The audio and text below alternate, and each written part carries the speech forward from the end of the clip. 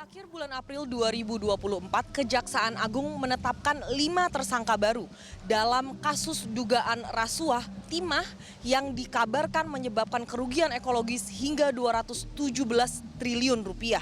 Secara total, Kejaksaan Agung telah menetapkan sebanyak 21 tersangka dan kabarnya akan menambahkan sejumlah nama lagi dalam daftar tersebut.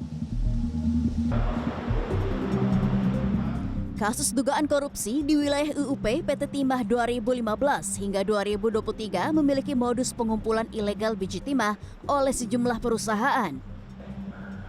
Aksi korupsi tersebut diduga melibatkan sejumlah pejabat di PT Timah serta pemangku kepentingan lainnya, baik dari pihak swasta maupun pemerintah. Terbaru, Kejaksaan Agung menetapkan 5 tersangka baru. Salah satunya adalah pemilik maskapai penerbangan Sriwijaya Air, Henry Lee, dan adiknya Fandi Lee. Tak hanya itu, 3 penyelenggara Kepala Dinas ESDM Provinsi Kepulauan Bangka Belitung juga ditetapkan sebagai tersangka dalam kasus dugaan rasuah timah yang sama. Penyidik memandanglah ditemukan alat bukti yang cukup, sehingga pada hari ini kami tetapkan 5 orang tersangka, yaitu saudara HL selaku beneficiary owner PT Tim atau BO PT Tim.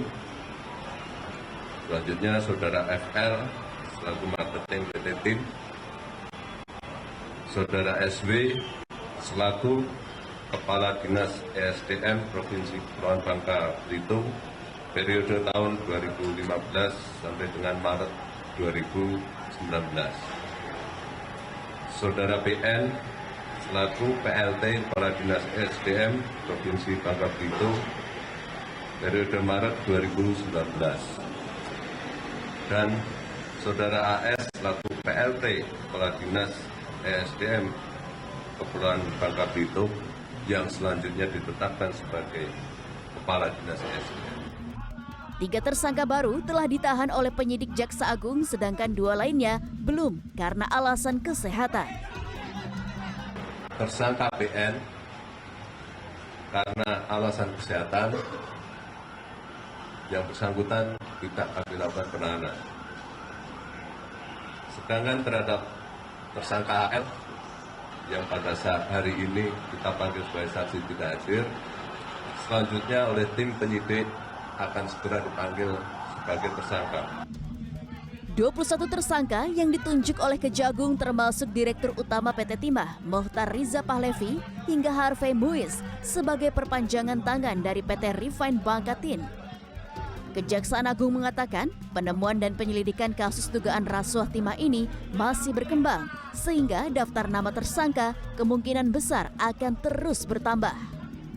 Menurut penemuan Kejaksaan Agung, nilai kerugian ekologis yang mencapai 217 triliun belum final karena para penyidik masih menghitung potensi kerugian keuangan negara akibat korupsi tersebut. Karmel Mursalim, Lastonga Pebro, Jakarta.